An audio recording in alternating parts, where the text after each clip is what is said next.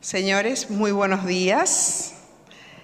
Para los que no me conocen, mi nombre es Mary Fernández y primeramente quiero darles la bienvenida a mi tierra. Es un verdadero honor y un placer estar aquí hoy moderando este panel de acceso a material genético y conocimientos tradicionales. Para muchos de nosotros esto podrá sonar casi como chino, pero para eso, para descifrarnos esto, tenemos a dos expertos de la talla de Martín Michaus, pasado presidente y presidente de honor de ACIPI, así como a Carlos Arroyo de Falcón y Puig de Ecuador, y una de las personas más experimentadas en el tema en América Latina.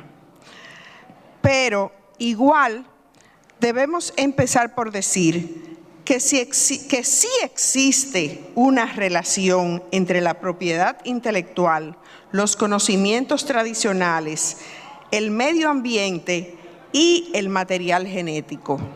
Y de ahí la importancia de este panel.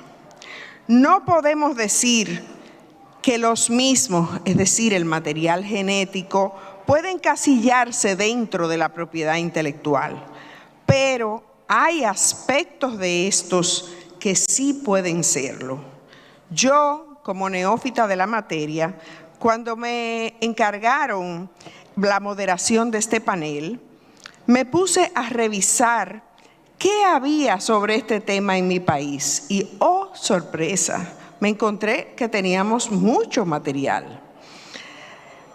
Aunque el primer convenio de diversidad biológica, denominado CBD, entró en vigor en el 1993 y fue seguido por el Protocolo de Nagoya en el 2010, entre otros, a mí me enorgullece decir que la República Dominicana ha ratificado tanto el Convenio de Diversidad Biológica como el Protocolo de Nagoya y el de Cartagena.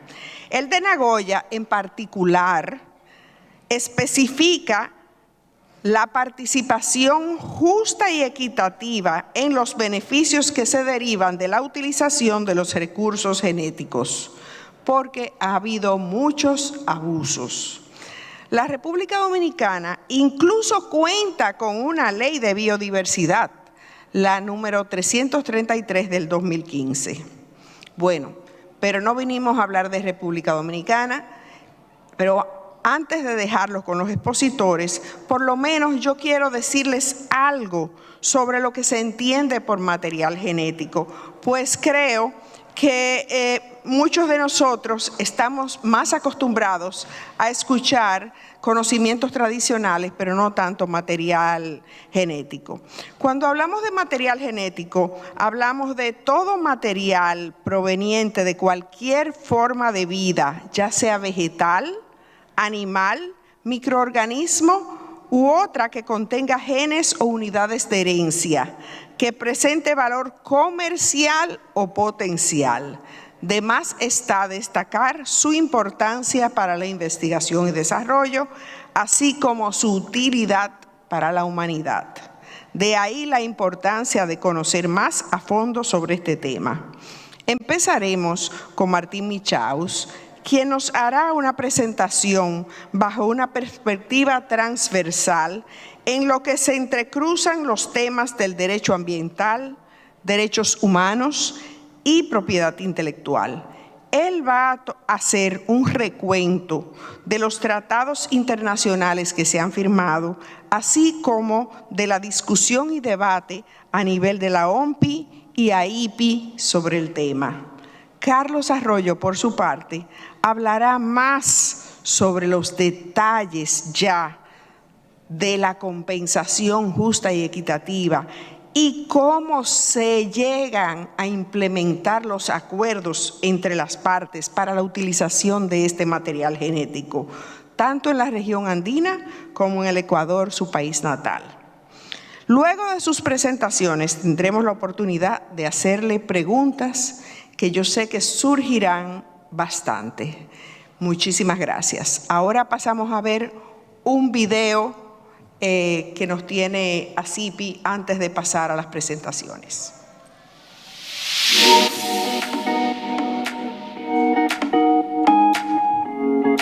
Acceso a material genético y conocimientos tradicionales. Casos prácticos. Revenue Sharing. Protocolo de Nagoya y disposiciones nacionales sobre acceso, explotación y modelos híbridos para la repartición de ganancias en su explotación. Martín Michaus. Bassam, Ringe y Correa, México. Carlos Alberto Arroyo. Falcón y Puch Abogados, Ecuador. Moderadora, Mari Fernández. Hedrick Rizik Álvarez y Fernández, República Dominicana. Martín Michaus, el podio es todo tuyo.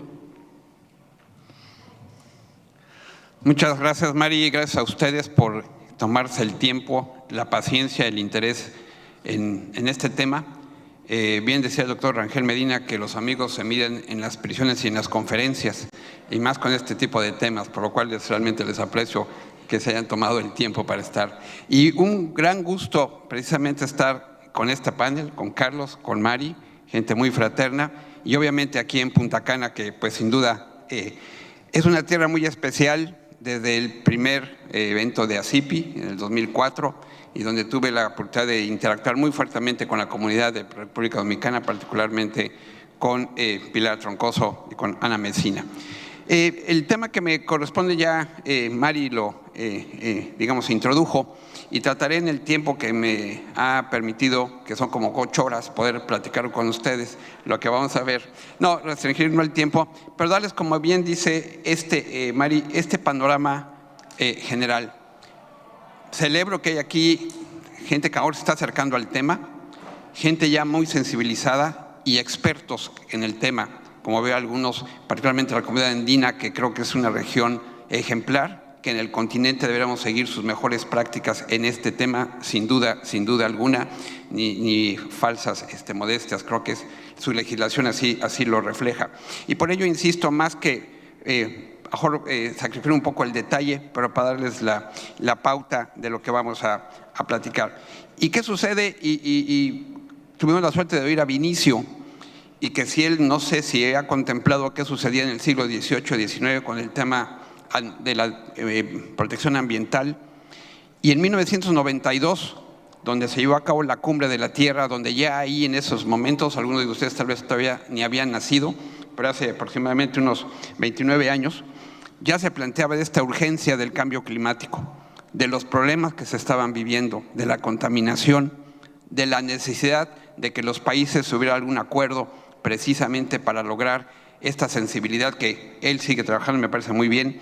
Y cómo fue entre los diferentes fenómenos económicos el proceso de transitar de la entropía, es decir, de la economía y la cultura del desecho, a la fórmula de las 3 R's que él habla: reusar, reutilizar, reciclar. Anteriormente, cómo fue, por ejemplo, pasamos de la industria del vidrio al plástico, y ya estamos regresando al plástico. ¿Por qué dejamos los popotes que tienen esta problemática? ¿Y qué pasa con las cuestiones de higiene por las cuales surgieron? Este es un análisis donde siempre se cuestiona la innovación, hacia dónde nos movemos. Sin duda hay grandes avances como el automovilismo, pero también lo que nos genera obviamente en el tráfico y la contaminación. Es así que entonces en este panorama de los desafíos de este siglo, en este informe de Delors, un gran pedagogo, señala que entre otras cosas, entre otras tensiones que vamos a dar, está el de la tradición versus la modernidad. Y con esta modernidad parecería que solo podemos hablar de las tecnologías como la inteligencia artificial, la robótica, el entorno digital, y a una gran velocidad. Pero ¿qué pasa con la tradición? ¿Y tradición es hablar de lo viejo, lo antiguo, o es como hacer lo que sea vivo y continuo? Y entonces esto nos mueve este panorama de lo que sí es, no voy a entrar a esta discusión, si es una herencia cultural o un patrimonio cultural, es parte de la humanidad, es parte de los estados, es el estado el que debe tener el control, o es que la cultura es parte de la sociedad y como tal es la sociedad la que debe dirigir hacia dónde debe orientarse. Entonces esto nos lleva al conocimiento, partiendo de los conocimientos sobre la biodiversidad y las expresiones culturales tradicionales. para tener un contexto y en dónde está esta propiedad intelectual. Y sí, como bien dijo Mari, esto nos da un análisis transversal y cómo el abogado de propiedad intelectual es conveniente que siga abriendo su horizonte y se entrecruce en este aspecto ambiental y de derechos humanos como estamos. Aquí simplemente dejo este esquema de la UNESCO muy interesante sobre lo que se denomina el patrimonio cultural natural y el tangible e intangible. Y aquí parecería que consideramos más el patrimonio cultural, viendo la perspectiva del medio ambiente en el ámbito de la cultura, porque parecería que este cambio climático va a cambiar nuestro estado de ánimo. Qué mejor ejemplo este lugar donde estamos, que es el calor, la playa y el sol, el atractivo. Y eso puede cambiar. Pero esto nos lleva entonces a estos temas de los conocimientos tradicionales y la generación de diferentes tecnologías y la fuerte dependencia y convivencia que tenemos con la tecnología que forma parte de nosotros. Los conocimientos tradicionales forman parte de este desarrollo tecnológico. Pero ¿de qué conocimientos estamos hablando? Vinculados con los recursos genéticos, que es motivo de esta plática, como esta planta medicinal del tepezcohuite, que tiene efectos curativos en contra de las quemaduras que se hacen en nuestro país. Pero ¿cómo es el brinco desde ese árbol hasta hacerle un ungüento o un medicamento? ¿Qué hay en medio al respecto? ¿Qué tecnología? ¿Qué procesos de inversión? ¿Qué rol tiene la biotecnología?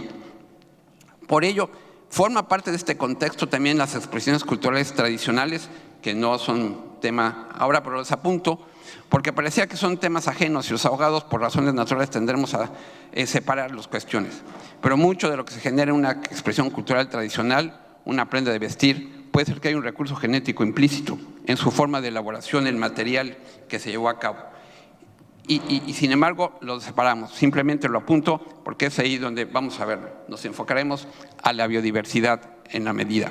Y en este contexto, entonces les decía, Vinicio con mucho entusiasmo nos ha hablado de la urgencia y que creo que no podemos más que coincidir con él. Pero ¿qué pasó en este panorama? 1992, reitero, a lo mejor algunos tal vez no habían nacido, pero para algunos fue la celebración de lo que conocimos como los 500 años del descubrimiento de América, o el encuentro de dos culturas, como lo queramos llamar, y como nos enseñaron en la escuela, si es que realmente vino Colón con las carabelas, o había todos los movimientos previos y alguien más ya estaba en nuestro país. Pero ¿cuál es el punto fundamental? Bueno, los recursos genéticos antes de 92 se consideraban como un recurso de acceso al patrimonio de la humanidad. Y hay un cambio importante en que se conocen derechos soberanos sobre los países para los derechos sobre los recursos genéticos. Pero no solo eso, porque estamos hablando también de la agricultura, la alimentación, y mencionamos este problema en el ámbito transversal que estamos viendo en unos 30 o 50 años, el tema de la alimentación, producción de semillas y la agricultura, entre otros. Y entonces esto nos da esta agenda que ante el entusiasmo de Vinicio, muy válido, está Glasgow, el COP26, y esta estructura, esta agenda, marcó una pauta que hasta la fecha parece que no acaba de desenvolverse. La Convención de Diversidad Biológica, que señaló Mari, la aparición de la Organización Mundial de Propiedad Intelectual con este comitente gubernamental buscando mecanismos de cómo la propiedad intelectual puede tener una interacción, una intersección precisamente con estos temas de los recursos genéticos, pero también la biotecnología moderna, es decir, qué pasa con TRIPS y ADPIC y qué rol está teniendo en función de la generación precisamente de los productos genéticamente modificados y la biodiversidad biológica. El Tratado de Budapest para las variedades vegetales, sé que este tema de las variedades vegetales es muy técnico, a más de uno le interesan más las variedades de medianoche, pero me tengo que regir simplemente a las variedades vegetales. ¿Y qué texto estamos teniendo los países? El de 78, el de 91, y cómo va a incidir en la preservación del entorno biológico. Pero también la FAO participa en el Tratado Internacional de Recursos Fitogenéticos y también los recursos genéticos de los fondos marinos. Como ven, es un universo muy amplio. Entonces, de aquí a que simplemente compilo y esta presentación queda a su disposición, donde simplemente compilo los tratados, como ven ustedes, todos son de 1962 para acá, marcó un hito, y donde podemos destacar el de diversidad biológica y el de protocolo de Nagoya, pero también el de Cartagena en los diferentes temas, y particularmente el de Nagoya, con la participación justa y equitativa, los beneficios que deriven de la utilización. Pero bajo esta óptica también están los derechos humanos, la dignidad humana. ¿Quién está al centro de todo esto? La persona. La persona, solo el accionista de la empresa, o en el mismo nivel le debemos ver a la comunidad indígena, a que la comunidad que tiene son los custodios de estos conocimientos tradicionales. ¿Cómo hacemos los balances? ¿Por qué la importancia de la Declaración Universal, del Pacto Internacional de los Derechos Políticos o la Declaración Universal de los Derechos de los Pueblos Indígenas con la complejidad que nosotros sabemos que tienen esta situación? Y reitero, estos derechos del acceso y protección al patrimonio cultural y la consulta previa e informada.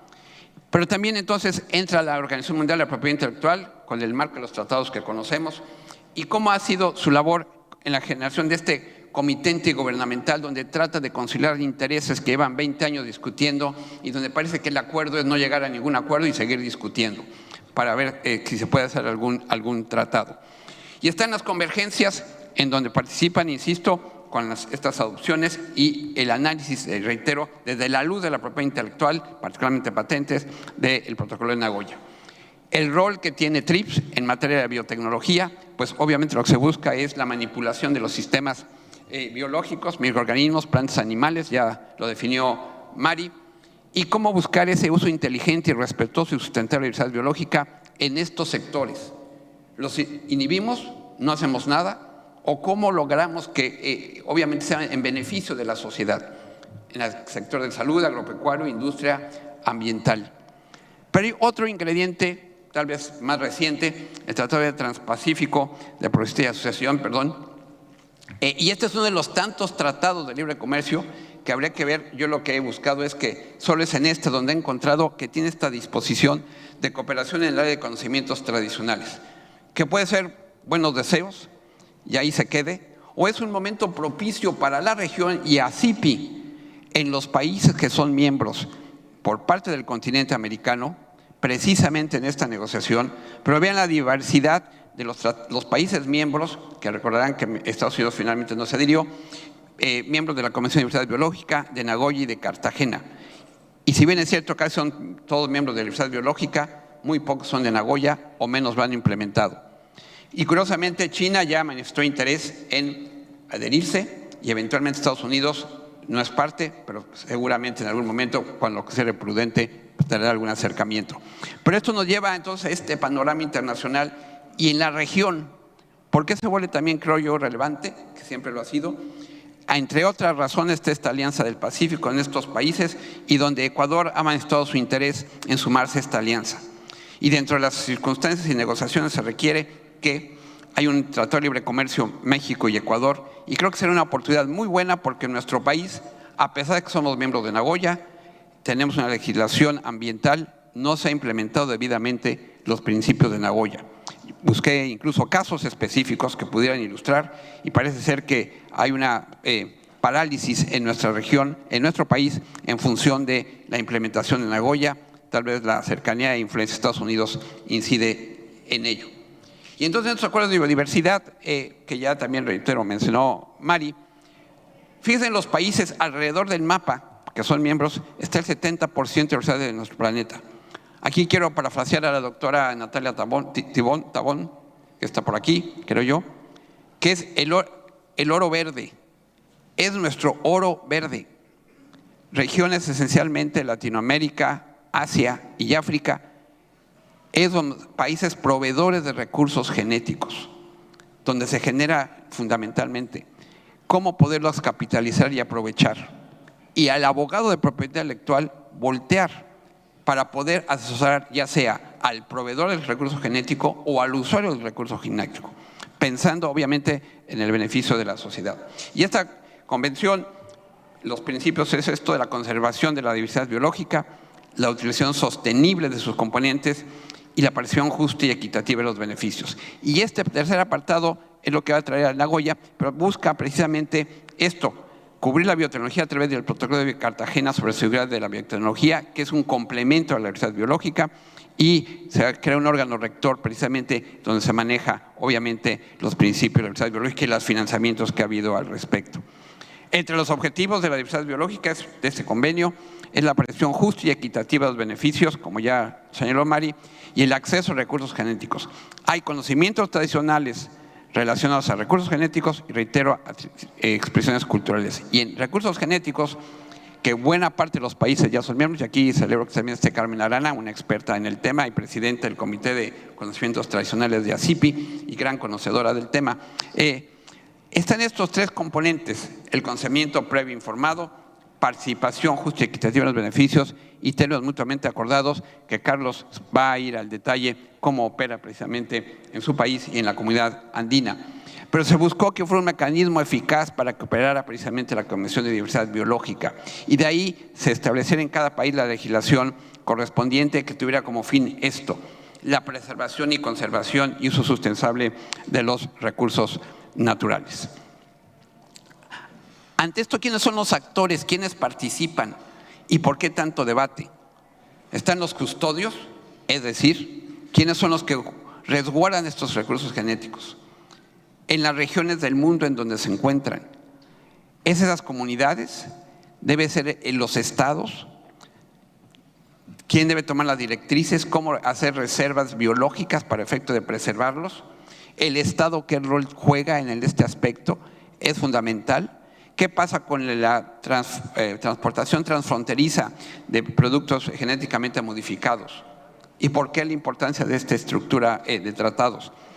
Las compañías farmacéuticas, agrícolas, en aspectos de invenciones biotecnológicas, ¿qué derechos tienen? ¿Y cómo lograr esta distribución de beneficios para ambas partes? Y las empresas, obviamente, comercializadoras, en todas estas modalidades, que obviamente aquí instaríamos a biólogos, ingenieros bioquímicos, expertos en biotecnología, para que nos describieran en específico cada una de estas actividades. Pero el conocimiento tradicional, imbuido precisamente en este tema, ¿hacia dónde va? Es este contenido intrínseco del valor social, cultural, espiritual, económico. No es nada más la parte estética, no es nada más, obviamente, lograr una atracción de un consumidor. Es un marco diverso de negociación y beneficiar a las comunidades locales, así como a la sociedad en general. Se busca este beneficio, no solamente. Tiene estas características del saber hacer, habilidades, innovaciones en muchos de nuestros países, obviamente lo hemos escuchado, pero una característica que pasa de generación en generación, y obviamente es un estilo de vida, no está fosilizado en el tiempo, se va actualizando en la medida que se utiliza, y por eso el preservarlo.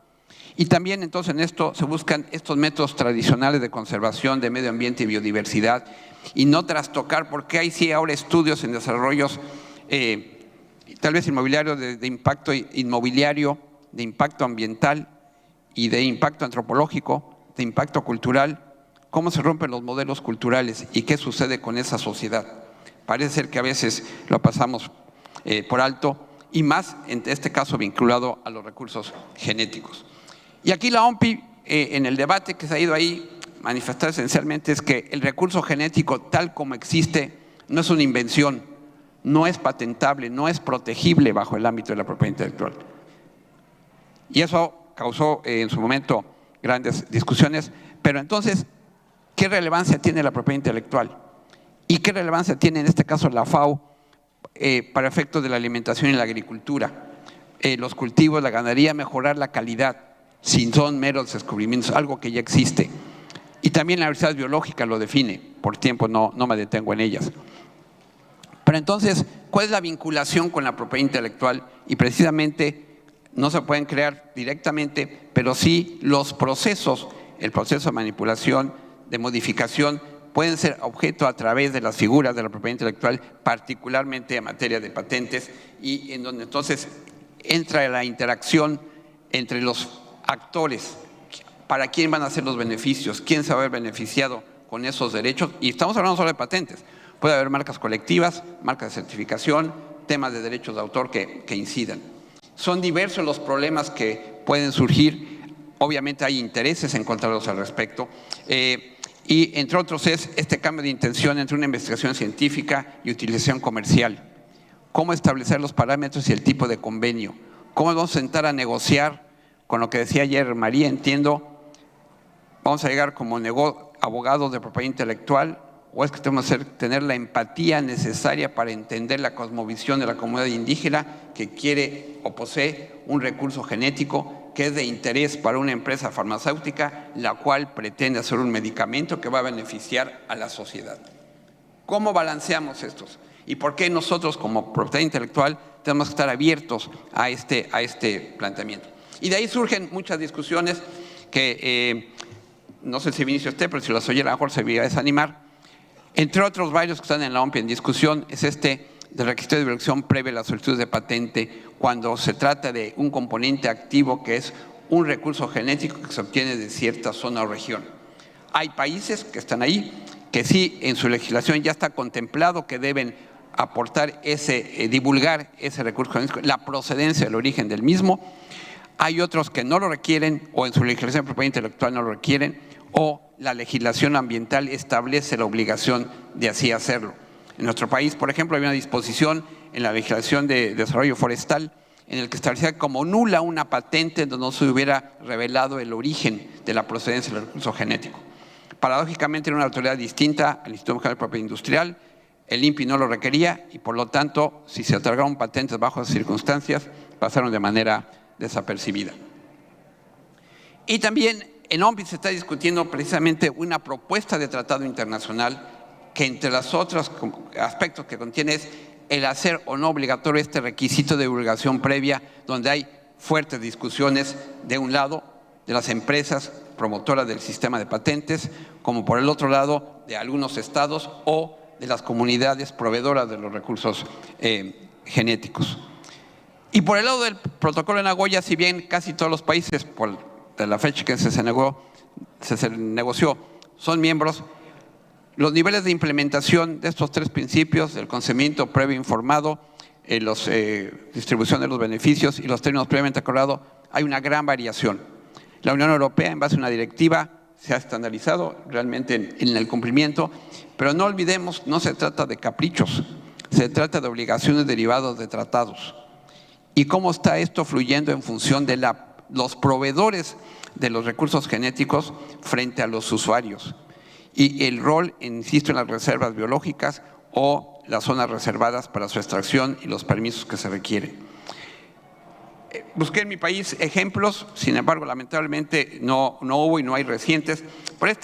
Y si alguien de Costa Rica nos puede enriquecer o a mejor conoce detalles más al fondo sobre este en particular, que es de Chanel, con unos productores de café de la península de Nicoya, para un producto cosmético, que pues yo creo que actualmente hombres o mujeres lo vamos a adquirir con el mismo interés, somos igual de vanidosos, entonces nos va a interesar igual. Y donde se hizo este proceso bajo supervisión y regulación de la Comisión, y tanto Chanel con los productores negociaron la distribución justa y equitativa de los beneficios gananciales a partir de la biodiversidad. Y como tal, la CONAGEBIO fiscalizó la negociación y reconoció como el proveedor y fue de los componentes de este producto: café verde península de Nicoya, oliva de Cerdeña en Italia, goma de lentisco de Icaria en Grecia, proveniente de zonas azules para personas más longevas.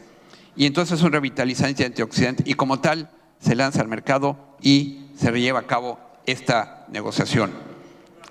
¿Cómo distribuir los beneficios y qué porcentajes? Y aquí entro, no quiero invadir el terreno de Carlos y no sé cómo esté el tiempo, pero ya tengo miradas serias de Mari, entonces me tengo que dar prisa. Para efecto de cómo establecer estos parámetros y si son solo beneficios monetarios o beneficios no monetarios, que Carlos va a ampliar. Estos, dependientes del sector, biotecnología, agricultura, salud, son los esquemas de regalías que se van a plantear para establecer los beneficios.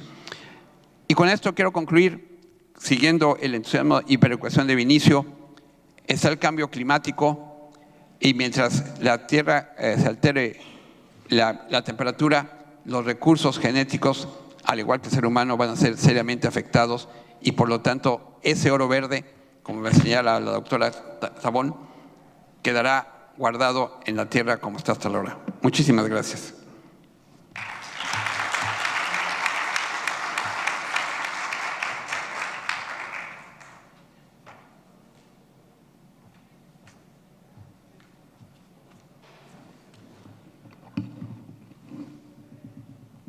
Buenos días con todos. Comienzo por agradecer a los queridos amigos de ACIPI por esta invitación. Es un placer poder conversar con ustedes un poquito sobre este tema tan apasionante, a la vez tan técnico, pero Martín me ha hecho el favor de facilitarme el trabajo al haber navegado el tema de la historia y de la transversalidad de lo que es el acceso a los recursos genéticos de una manera que creo que pocos lo habrían podido haber hecho, para poder tener un panorama general de esa sinergia que existe entre materias tan importantes y que representan el futuro de este planeta y de quienes lo habitamos, como es el derecho ambiental y los derechos humanos.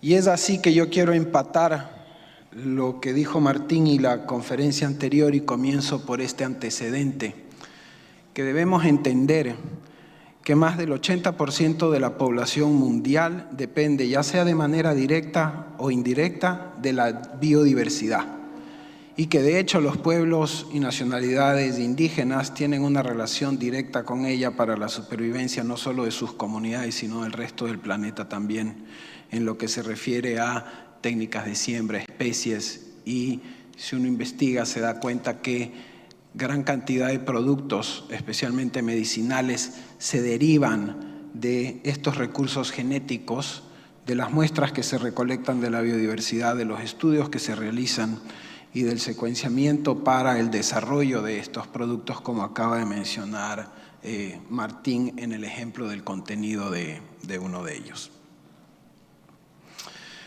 Yo me quiero referir aquí a la experiencia ecuatoriana y la legislación aplicable en Ecuador.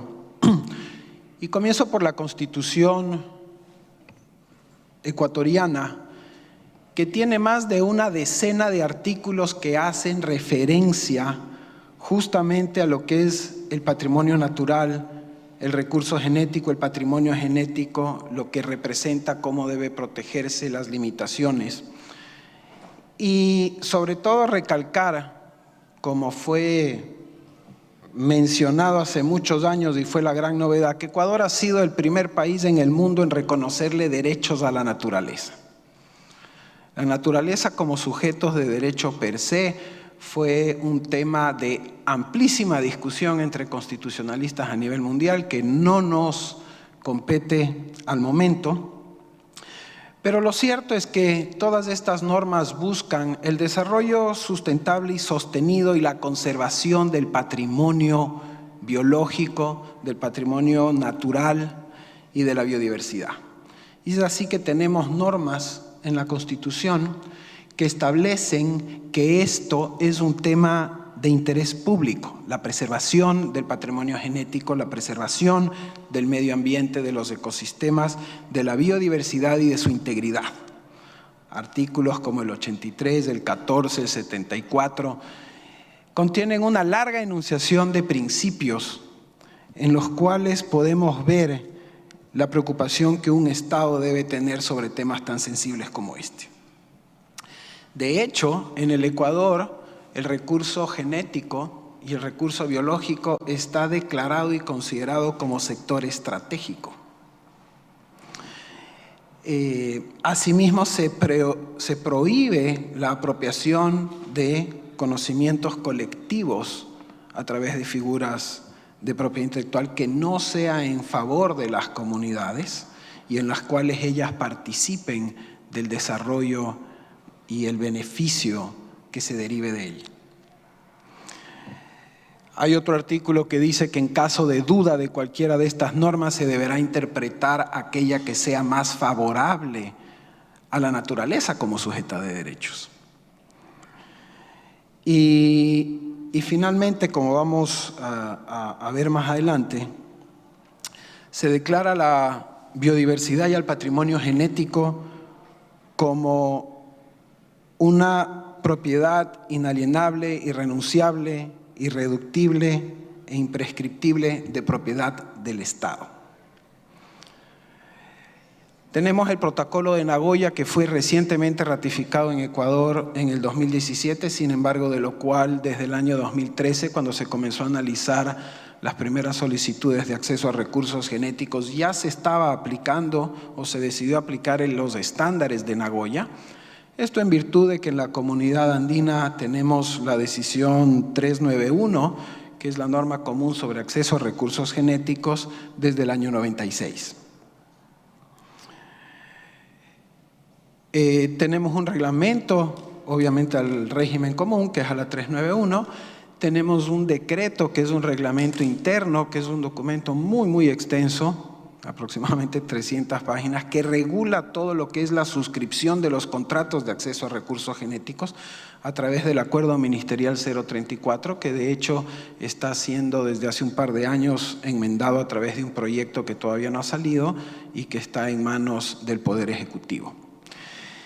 Y, por supuesto, todo lo que es la legislación ambiental, y me acabo de dar cuenta que ahí me falta lo que es la Ley de Propiedad Intelectual contenida en el Código Orgánico de la Economía Social de los Conocimientos, Creatividad e Innovación, que tiene todo un capítulo dedicado al tema de los conocimientos tradicionales y la relación que existe respecto de los mismos con la biodiversidad que manejan esas mismas comunidades, y ya normas muy específicas en tema de patentes, como mencionó Martín.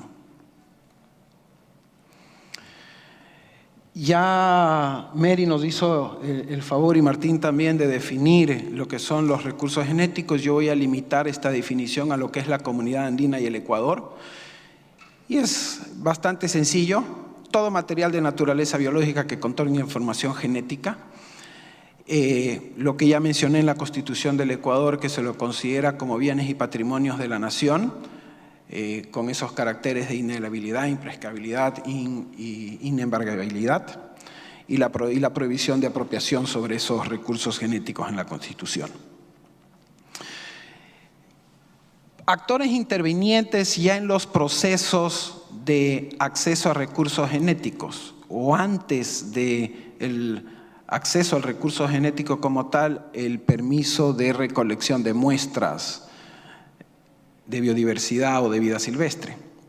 Tenemos al Ministerio del Ambiente, a la Secretaría Nacional de Educación Superior, Ciencia, Tecnología e Innovación, al Instituto Nacional de Biodiversidad, a la persona que sea solicitante del acceso, a un centro de investigación, a la Institución Nacional de Apoyo, que suelen ser universidades, por ejemplo, que tengan biorepositorios, y evidentemente la comunidad proveedora en el caso de que involucre un conocimiento tradicional o ancestral o relacionado de alguna manera con cualquier comunidad o pueblo indígena.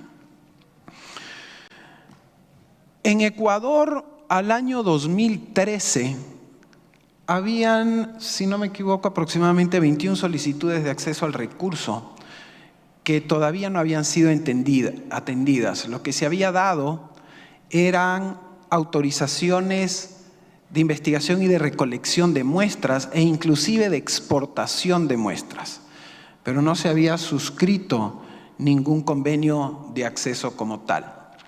De hecho, la primera solicitud que se atendió fue una de la Universidad de Yale para acceder, que mejor dicho, a través de un permiso de investigación y de exportación ya había accedido al material y ya lo había exportado, y era un hongo endófito llamado Pestalotiopsis, que tenía una característica muy marcada y agresiva de poder degradar el plástico. Ese contrato y esa solicitud se comenzó a atender y a negociar desde el año 2014 hasta la presente fecha. El contrato de acceso como tal no se ha suscrito. Ya voy a comentar un poco la coyuntura de lo que ocurre con estas solicitudes de acceso y el porqué de este cuadro. Y básicamente el gobierno ecuatoriano lo que ha decidido es por el momento implementar dos sistemas: las autorizaciones de recolección de vida silvestre, que es muy diferente del contrato de acceso como tal, que es un trámite bastante sencillo que se puede hacer en línea además para la recolección de muestras y que conlleva luego la suscripción de un contrato marco de acceso, que ya es un contrato de acceso a recursos genéticos, pero que está limitado única y exclusivamente a fines académicos e investigativos y excluye expresamente cualquier posibilidad de uso y de desarrollo de aplicaciones que puedan tener réditos comerciales para los cuales se tiene que suscribir el contrato de acceso a recursos genéticos propiamente tal. Y básicamente estos contratos marcos se utilizan para la identificación de especies, fitogeografías, taxonomía, identificación de plagas y estudio de las mismas. ¿Qué es lo que se busca con esto? Dividir en dos etapas lo que normalmente es el proceso de acceso al recurso genético, que primero va por una fase de investigación y desarrollo para luego la sintetización y aplicación comercial de resultados o de compuestos o derivativos. Lo cual creo que ha sido un paso muy inteligente porque ya este contrato marco contiene muchas excepciones y limitaciones a lo que se puede hacer, distinto a lo que ocurría con la autorización de recolección e inclusive con los permisos de exportación, en los que básicamente lo que le ocurrió al Ecuador es que el tenedor de la muestra hacía su proceso investigativo y eventualmente ya desarrollaba inclusive productos y obtenía patentes en el exterior. De esas 21 solicitudes al año 2013, lo que vemos, yo he mapeado aquí solamente los últimos 2 años, es que al 2021 tenemos más de 170 contratos marcos de acceso. Solo en el 2021 se suscribieron 107 contratos de acceso a recurso genético. Y hoy por hoy existe un trámite automatizado en línea para el efecto, donde uno se descarga el formulario y el trámite es bastante sencillo siempre y cuando no involucre un conocimiento ancestral, en cuyo caso se necesita el consentimiento previo informado de la comunidad. Eso es una de las grandes, pequeñas pero grandes diferencias logradas a un alto costo. El conocimiento de entender que no debe ser una consulta previa, sino que tiene que ser un consentimiento previo informado de la comunidad. Porque sin eso no puede darse el acceso al contrato. Y en ese consentimiento es la etapa donde se negocia entre el solicitante del acceso y la comunidad los términos y condiciones ya de ciertos beneficios que pueda tener en esta primera etapa de investigación. Ya les voy a enseñar unos casos un poquito más adelante. De esos 107 casos, solo en el año 2021, 65 fueron realizados en línea, con un proceso totalmente automatizado. Con eso entramos un poco a lo que son los beneficios monetarios y no monetarios. Y lo que debemos de entender es que de todos los beneficios que vamos a ver y que están contenidos o diagramados en el protocolo de Nagoya, como por ejemplo, habrá algunos que apliquen al contrato marco en la fase investigativa y habrá otros que apliquen ya al contrato de acceso como tal para el desarrollo de productos comerciales. Comenzamos con los beneficios monetarios, donde básicamente se involucra el solicitante, el Estado y el investigador. Aquí una de las tantas normas constitucionales que les mencioné tiene el Ecuador es, por ejemplo, el artículo 408, donde se dice que el Estado deberá participar de los beneficios o el aprovechamiento de ese recurso en un monto que no puede ser inferior a los de la empresa que lo explota, con lo cual en el Ecuador se cambia la regla general de lo que vimos los porcentajes de participación por industria. El Estado ecuatoriano como tal debe recibir un porcentaje no menor al que reciba ya en la última línea, no de beneficio bruto, sino de beneficio neto de la persona que lo explote. Y además, internamente hay ciertas normas de cómo se distribuyen esos beneficios económicos para aquellas comunidades que puedan haber estado involucradas. Tenemos así dentro de los beneficios económicos tasas de acceso por muestras recolectadas, que puede ir por volumen, número de muestras, etc. Otras veces también existe un pago por adelantado de un valor económico específicamente determinado o acordado.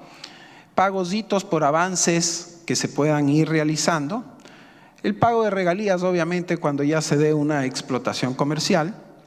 Las tasas de licencia por la comercialización y por los territorios.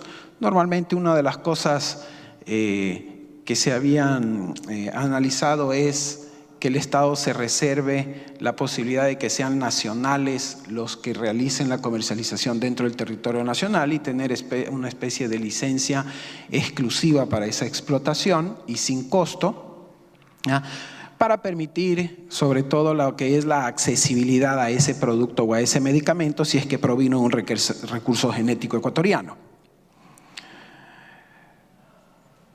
Obviamente el establecimiento de fondos fiduciarios que apoyen a la conservación, porque la idea es que a través de esas tasas se genere más inversión en investigación y desarrollo local. Todo lo que estamos viendo y está marcado en negro son estándares del protocolo de Nagoya. Lo que vemos es que en base al artículo 408 de la Constitución del Ecuador, he marcado en verde aquel que se diferencia como una específica condición ecuatoriana. Todo el resto ya está contemplado de una u otra manera en convenios internacionales, la posibilidad de establecer empresas conjuntas y que esas empresas conjuntas generen regalías, el tema de la propiedad conjunta sobre los bienes intelectuales o patentes que eventualmente se desarrollen en base a ese recurso genético.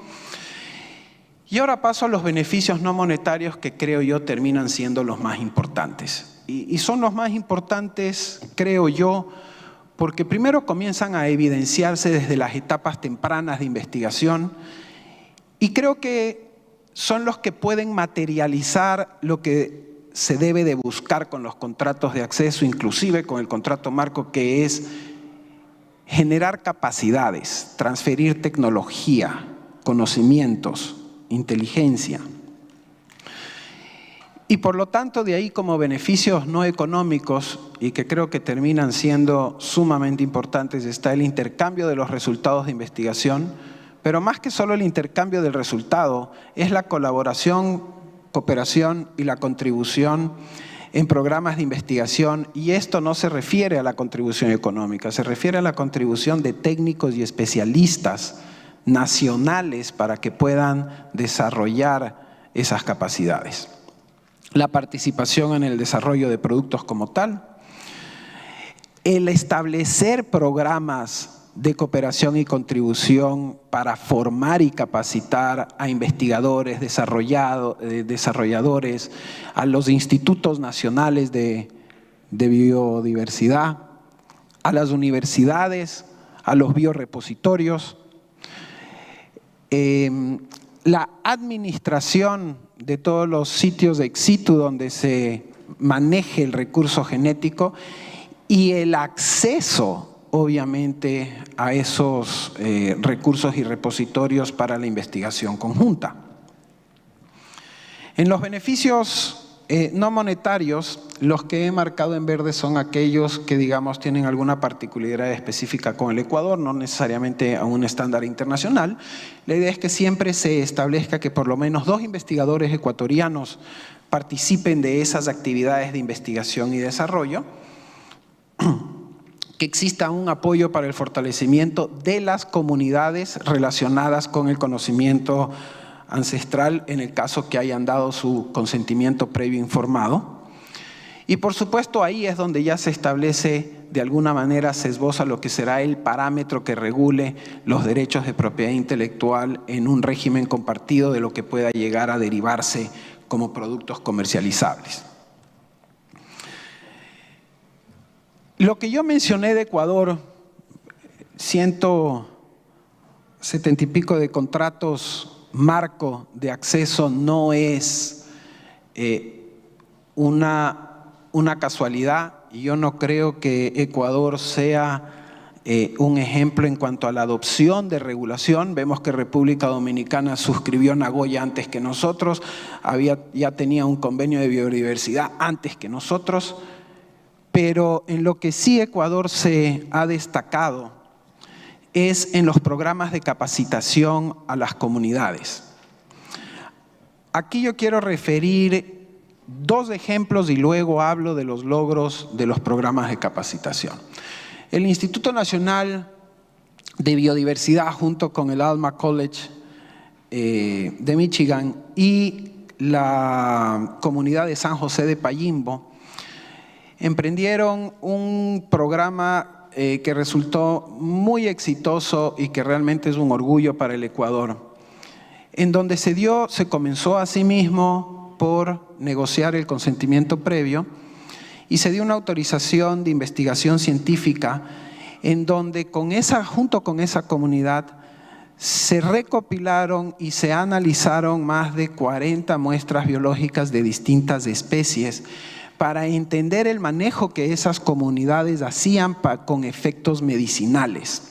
Y uno de los beneficios no económicos que resultó es una publicación en conjunto con la comunidad de 2 libros que se llaman Nuestras plantas medicinales y consta como coautores del mismo, ¿ya?, muchas personas de la comunidad de Payimbo que participaron en esta guía llamada Plantas Medicinales de la Comunidad Quichua. Y fue todo un proceso en el cual se capacitó a esta comunidad en muchos temas, no solo en el manejo de sus recursos, y es una bellísima obra que hace relucir el potencial del conocimiento que tienen estas comunidades y el por qué debemos entender que, aunque no lo sabíamos, 80% de la población mundial depende de estos recursos. Y otro gran ejemplo es este programa con la Universidad Regional Amazónica IQIAM, en que antes de este programa existían apenas poco más de una docena de péptidos identificados de las pieles de las ranas con usos medicinales.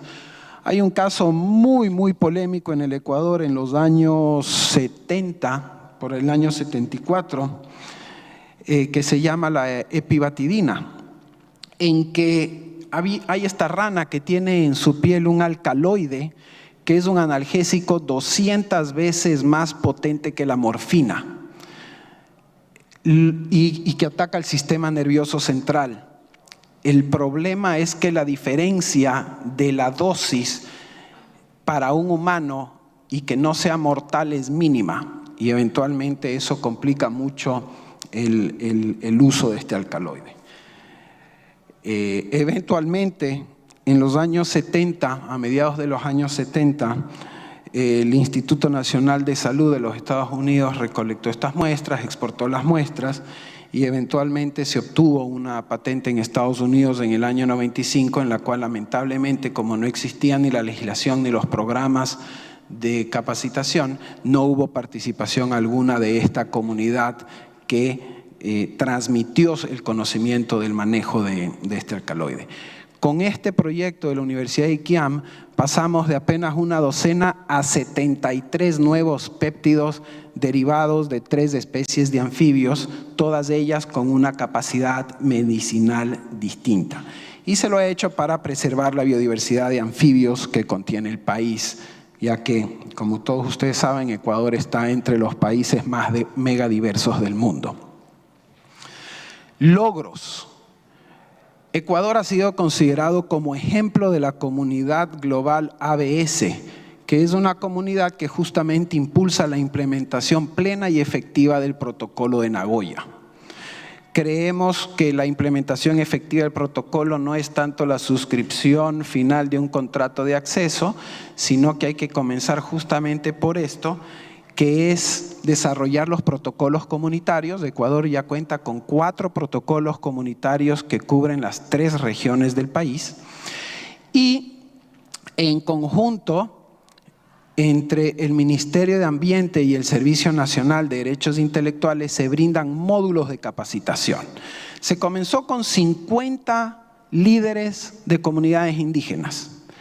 Y ese programa hoy por hoy ya tiene módulos en línea que pueden ser tomados por cualquiera de la comunidad en cualquier momento, en sus horarios, más allá del seguimiento que se le puede dar y la capacitación presencial. Y solo a manera de ejemplo, en el año 2021 se capacitaron a 400 representantes de estas comunidades de las 3 regiones del país, de lo que es el recurso genético, de lo que es el recurso biológico, de cómo debe ser su manejo, de cómo se deben de negociar los beneficios monetarios y los beneficios no monetarios. De ahí el ejemplo de la publicación y la colaboración de Payimbo. Y yo he querido cerrar esta presentación con una reflexión en base a casos prácticos. Y quiero referirme a la biopiratería, porque de hecho esto fue lo que en su momento a mí me introdujo a este tema hace poco más de 10 años atrás. Y básicamente, lo que va a ocurrir en países que tengan la legislación adecuada, pero que no implementen protocolos comunitarios y capacitación, van a ser víctimas de procesos de biopiratería que no afectan al Estado en general como tal o los que estamos aquí sentados de manera directa, porque sí nos afecta de manera indirecta, sino justamente a esas comunidades de donde se origina el conocimiento sobre el manejo de ese recurso biológico o genético como tal. Y de ahí que si el 80% de la población mundial depende de los mismos, deberíamos ser mucho más conscientes de protegerlo. Ya les mencioné el primer caso de epibatidina. Aquí hay otro de la recolección de miles de muestras de la fauna marina de Galápagos, en que el Instituto Craig Venter en el 2005, a través de un memorando de entendimiento con el Ministerio de Agricultura, se le permitió la obtención de estas muestras, pero nunca se acordó cuál iba a ser el uso, cuáles son las limitaciones, el hecho de que si se desarrollaban aplicativos comerciales debía haber una coparticipación del Estado ecuatoriano y las comunidades. Y hoy por hoy esas miles de muestras generaron varias patentes que mantiene el instituto junto con la compañía Novartis. Hubo un barco muy famoso que era el Sorceress 2, que es el que vino a hacer esa recolección de muestras en el 2005, y lo que se esperaba en realidad era un gran desarrollo en investigación en pro de la medicina y de la sostenibilidad de los cuerpos vivientes, pero que no ha redundado en un beneficio ni estatal ni comunitario. Otro caso es el de la sangre de drago, llamado así porque es una resina roja que parece sangre cuando uno hace el corte en la planta, en donde empresas farmacéuticas vinieron, investigaron, obtuvieron el conocimiento sobre el manejo de esta planta, y asimismo no existía un convenio marco de acceso al recurso genético. Se generaron 4 patentes en los Estados Unidos. De hecho, se promovió en las comunidades locales el plantar el drago para la explotación. Luego la empresa quebró, las comunidades se quedaron sin su sustento y su ingreso y sin recibir una participación además económica sobre los beneficios de aquellas patentes que se obtuvieron con posterioridad. Y finalmente, un caso muy trascendental desde el punto de vista científico, que es que, como ustedes saben, el ser humano viene desde hace tiempo desarrollando la investigación y desarrollo de la genética humana y de las 100.000 genes que existen, tratar de secuenciarlos para ver cómo se prolonga la vida, etc. Y existen biorepositorios y bancos genéticos de cadenas celulares. El Instituto de Investigación Coriell, relacionado con la Universidad de Harvard, hace un par de décadas vino a apoyar a una comunidad guaraní por las enfermedades que le estaban afectando, porque ciertamente tienen una cadena genética muy distinta y son muy sensibles a enfermedades de, como ellos dicen, el hombre blanco, como le pasó a los españoles cuando vinieron acá. Y vinieron todos estos doctores justamente a ayudar en esa transición del contacto que tuvieron los guaraníes con el resto del mundo, pero recolectaron 200 muestras de sangre, las exportaron, secuenciaron y armaron un banco genético y de líneas celulares que eventualmente están a la venta y a disposición de cualquier entidad que las quiera adquirir y comprar para investigación y desarrollo.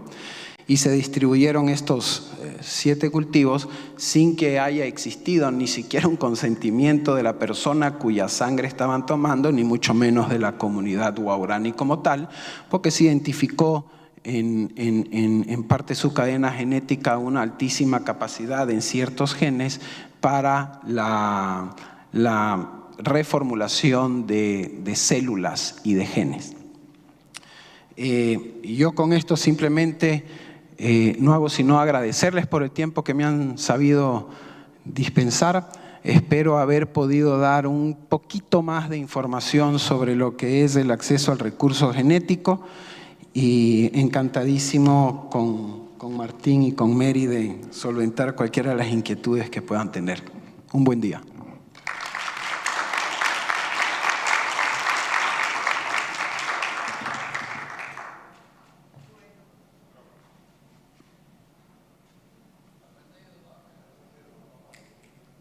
Ahora, sí.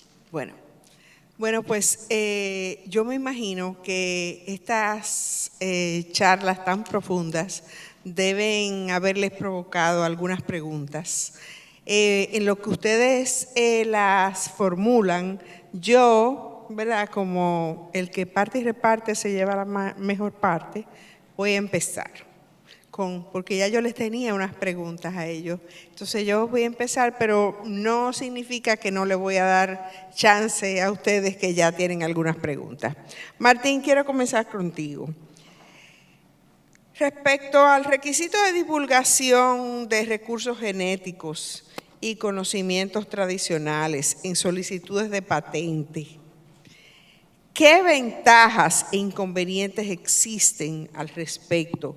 Es decir, para hacerla o no obligatoria en las legislaciones nacionales, porque hay esa gran discrepancia, que hay legislaciones nacionales que exigen una divulgación y hay otras que no. Gracias. Sí se oye. El debate, insisto, está en la OMP y está incluso en este proyecto de tratado. Quienes se inclinan, digamos, de manera favorable a que se incluyera en alguna legislación y si ya de manera obligatoria, señalan que se promovería certeza, obviamente, al conocer la procedencia de ese recurso genético, se difundirá más el conocimiento, promueve la competencia, se revela información innecesaria para subsecuentes estudios, además asegurar un poquito los límites del alcance de las patentes correspondientes que puede hacer y obviamente promueve más las verdaderas invenciones de quiénes son los titulares al respecto. Pero esto hay un contraste enfrente y hay quien se sostiene que pues esto es un requisito adicional que ya está en los principios en el sistema de patentes sobre la divulgación previa y qué casos procede y que esto vendría a ser un trámite más que podría incluso retrasar el otorgamiento de las patentes al hacerlo de esta manera, hacerlo exigible. Tal vez desalentaría las investigaciones al respecto, a la necesidad de estarlo divulgando y parece que habría desigualdades en el sistema de divulgación. ¿Cómo plantearlo? Ya hay países que tienen bibliotecas de base de datos precisamente, un poco para prevenir el otorgamiento incorrecto de patentes que pudieran eventualmente carecer de los requisitos ya sea de novedad o actividad inventiva. India, China, por ejemplo, son casos que ya tienen bases de datos y que han puesto a disposición de otras oficinas de patentes. Pero en eso está centrada la discusión. Muchísimas gracias. Carlos, ahora yo quisiera dirigirme a ti y preguntarte, ¿qué consideraciones o aspectos tú entiendes que hay que tener presentes en lo que se refiere a derechos de PI al momento de llevar a cabo esas negociaciones sobre acuerdos que emprendan beneficios justos y equitativos, prevean el consentimiento previo informado y contenga términos previamente acordados conforme a los principios de Nagoya?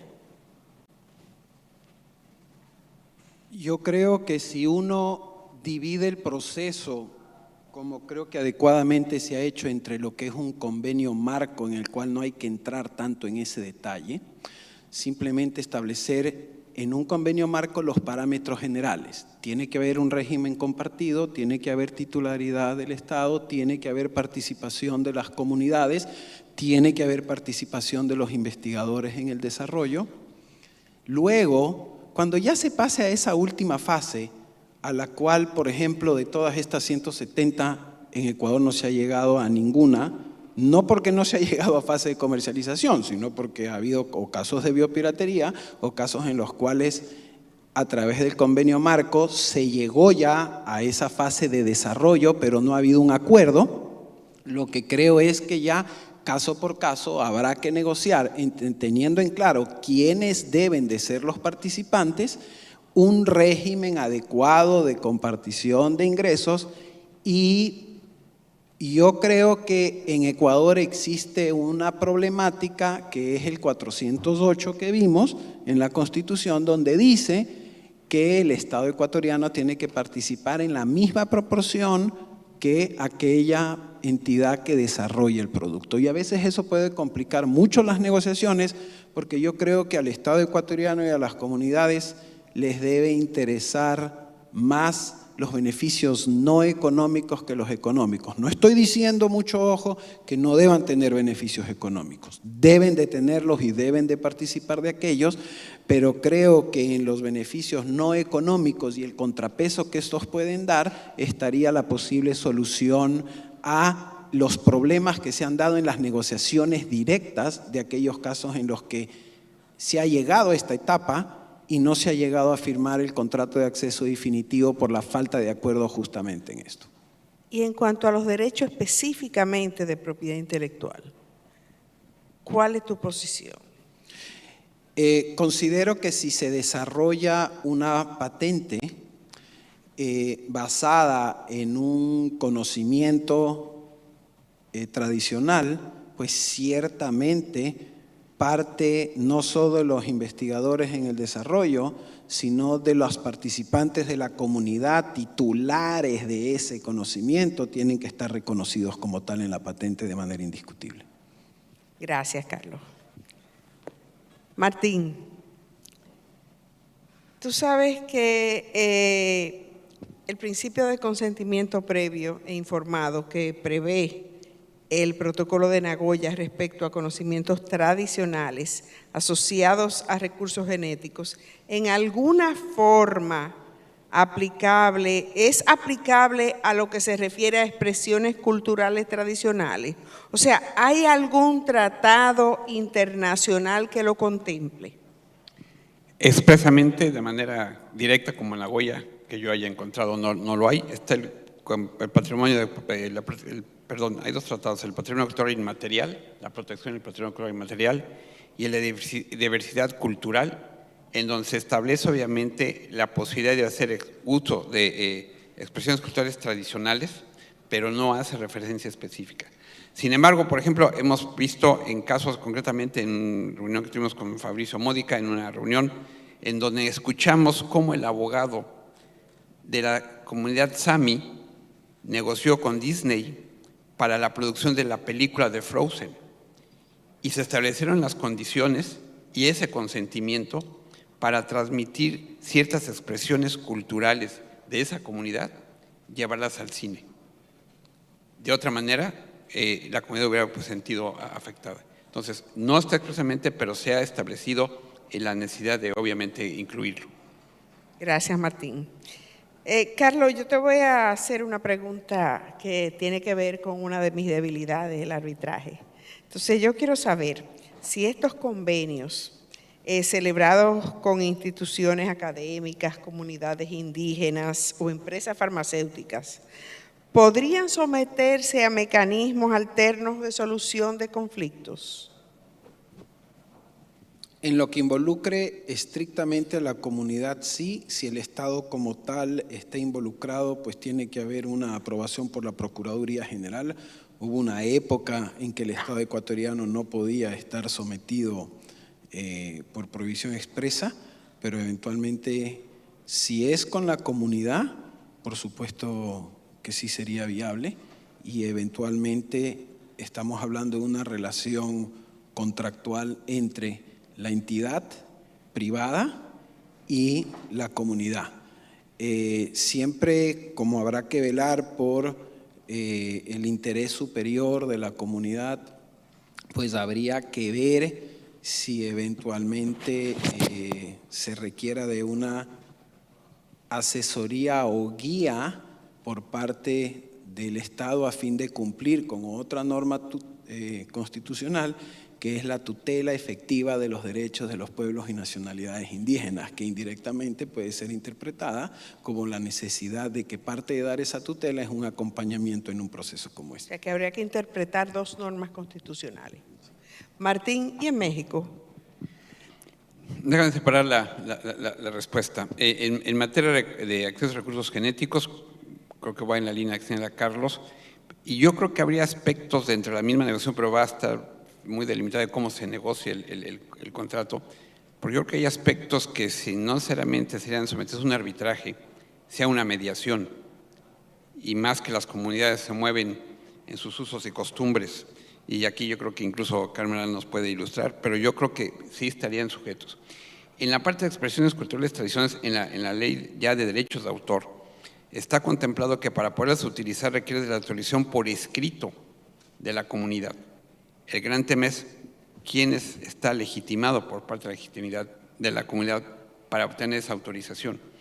Y ante tal dilema, entonces está previsto que quien quiera hacer uso de esa expresión cultural puede ir ante la Secretaría al Ministerio de Cultura, quien se apoya en el Instituto Nacional de Pueblos Indígenas como el componente técnico para establecer una posible autorización. Pero en caso de conflicto, hay un procedimiento de aveniencia y conciliación ante el Instituto Nacional del Derecho de Autor para tratar de resolver la controversia. Pero por ello creo que sí sería conveniente, y incluso en el Centro de Arbitraje y Mediación de la OMPI ha estado impulsando precisamente la posibilidad de estos mecanismos como medio de resolver las controversias. Perfecto. Dime. Sí, a raíz de lo que dijo Martín, yo quiero comentar y hacer una aclaración. Lo que yo referí es exclusivamente si el conflicto se refiere entre, por ejemplo, un incumplimiento de algún acuerdo específico entre el privado y la comunidad.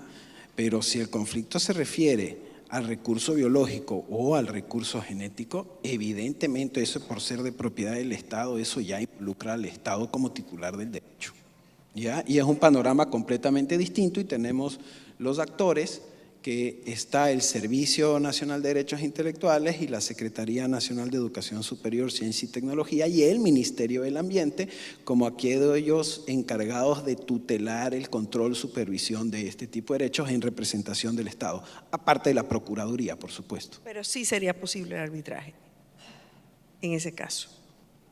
Si es que existe la aprobación de la Procuraduría para suscribir la cláusula arbitral, por supuesto que sí. En la República Dominicana debo decirle que sí sería posible, porque nosotros tenemos una disposición constitucional que permite al Estado, y ya pensando desde el punto de vista del Estado, involucrarse en arbitraje. Pero vamos a pasar ahora a las preguntas del público. Por favor. ¿Quién me le lleva un micrófono?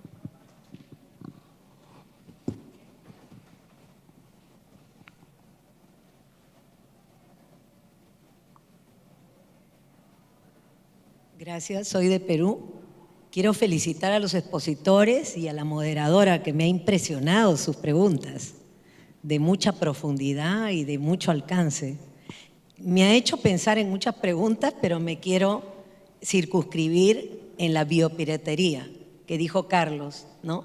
Esos 3 casos de biopiratería de Ecuador me han impresionado y quería saber, porque nosotros en Perú tenemos también normas de biopiratería, y quería saber si han iniciado alguna nulidad o algo, porque como dijo Martín, a veces se exige que los conocimientos o los recursos, cuando se ha protegido una patente en otro país, o sea, se ha buscado la legalidad con el recurso genético ajeno, que es de nuestro país, pero se exige para la nulidad que esté por escrito, porque en nuestros países la novedad es absoluta y universal para obtener una patente por cualquier medio, pero en Estados Unidos la novedad es absoluta, ¿no?, y universal, pero por escrito.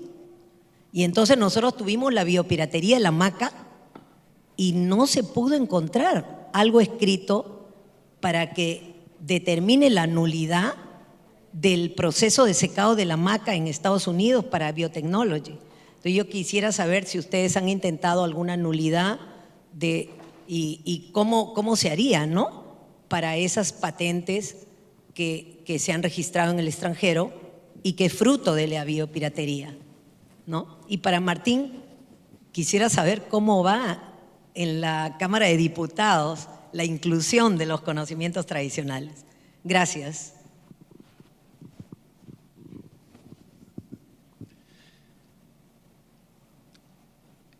Lo que yo conozco es que hubo un exhorto a la Procuraduría General para tomar la iniciativa y iniciar acciones. No conozco de ninguna acción y menos que haya resultado en una efectiva invalidación de una patente.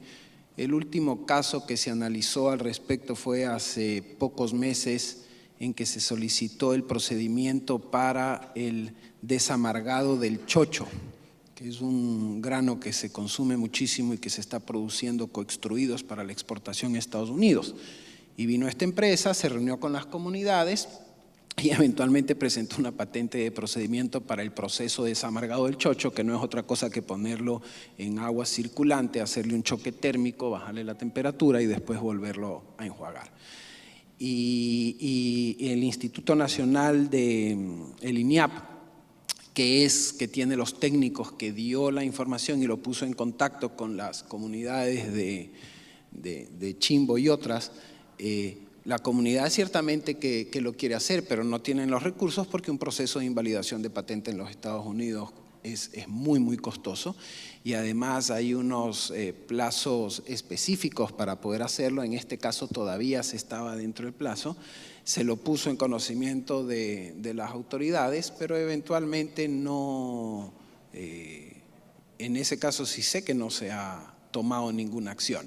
Y posiblemente hay una especie de desidia o de limitación presupuestaria, de decir, bueno, hasta qué punto me interesa a mí gastar X millones de dólares cuando más bien los puedo destinar a investigación y desarrollo que sí vaya en pro de esas mismas comunidades. Eso ya es una lectura entre líneas mía de tratar de explicarme del por qué los gobiernos ecuatorianos uno tras otro no han actuado al respecto. Para responder a Carmen, en concreto, todo está en proyecto. Parte de recursos genéticos, hay un proyecto de ley de productos biológicamente modificados, que aquí yo creo que lo que ha influido en el tanto que el gobierno no ha… Hubo a raíz de la Comisión de Diversidad Biológica, hicieron reformas en la legislación ambiental, se implementó algunas de las disposiciones en materia de Nagoya, pero después, con el cambio de gobierno, se derogaron y se quedó con la intención de hacer una ley de biodiversidad que al día de hoy sigue en discusión, lamentablemente. Y por el lado de expresiones culturales tradicionales, a raíz de una recomendación de la Comisión Nacional de Derechos Humanos, donde se cuestionaba, desde su punto de vista, la insuficiencia del marco regulatorio de la propiedad intelectual a modificarlo para proteger los derechos colectivos de las comunidades indígenas. Entonces, actualmente está en una ley sobre la protección del patrimonio cultural inmaterial, y donde incluso sanciona diversas conductas que estén orientadas a la utilización indebida de las expresiones culturales tradicionales. Y por otro lado está en función de esta protección de los derechos colectivos de la propiedad intelectual. Es ahí por donde viene el movimiento que asumimos que a lo mejor en este año pueda salir, bueno, en el año siguiente. Una última pregunta, porque ya estamos sobre el tiempo. Muy cortita, por favor.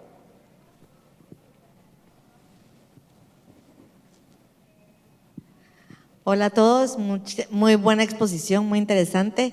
Quería preguntarle a Martín, ¿cuál consideras tú que sería la mejor opción para una protección de los conocimientos tradicionales y que donde el gobierno no tenga tanta injerencia? Porque en Guatemala nos pasa que el gobierno, por un acuerdo ministerial, le tocaría quedarse con una buena parte de la inversión que quieran hacer para obtener el conocimiento tradicional y explotarlo. Y la comunidad indígena evidentemente también quiere recibir lo suyo y entonces el inversionista no llega. En OMPI, el Comité Intergubernamental lleva 20 años discutiendo esa pregunta. Difícilmente podrá dar la respuesta. Lo que sí creo es que había muchos cuestionamientos en función cómo vemos a las comunidades indígenas. Por eso creo que la comunidad andina es muy buen ejemplo. Al menos en México, bajo la ley del Instituto Nacional de Pueblos Indígenas, están consideradas como sujetos de derecho público, entonces bajo la administración del Estado.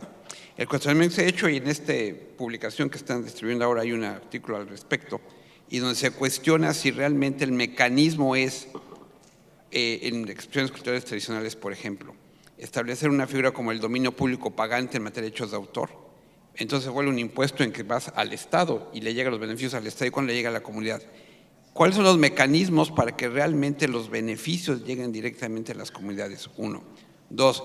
Sugiero que hay un documento de OMPI sobre las carencias de las expresiones culturales tradicionales en función de los derechos de autor.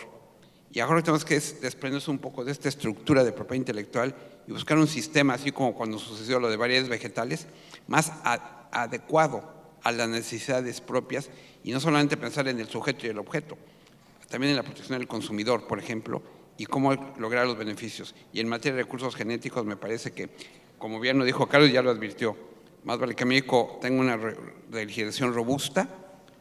Este tratado, esta disposición del TIPAD creo que es un elemento, una oportunidad de oro para fortalecerlo, de toda la región. Yo ahí, insisto, creo que a CIPI, ojalá tengamos una posición proactiva, no defensiva. No estamos aquí discutiendo lo que se acordó en un organismo internacional y entonces nos afecta, y estar en las discusiones directas para hacer oír estas experiencias muy valiosas que estamos escuchando. Bueno, pues muchísimas gracias a ustedes por estar aquí con nosotros hasta esta hora, porque el almuerzo nos espera, y muchísimas gracias a Carlos y a Martín por esas excelentes exposiciones. Vamos a darle un fuerte aplauso.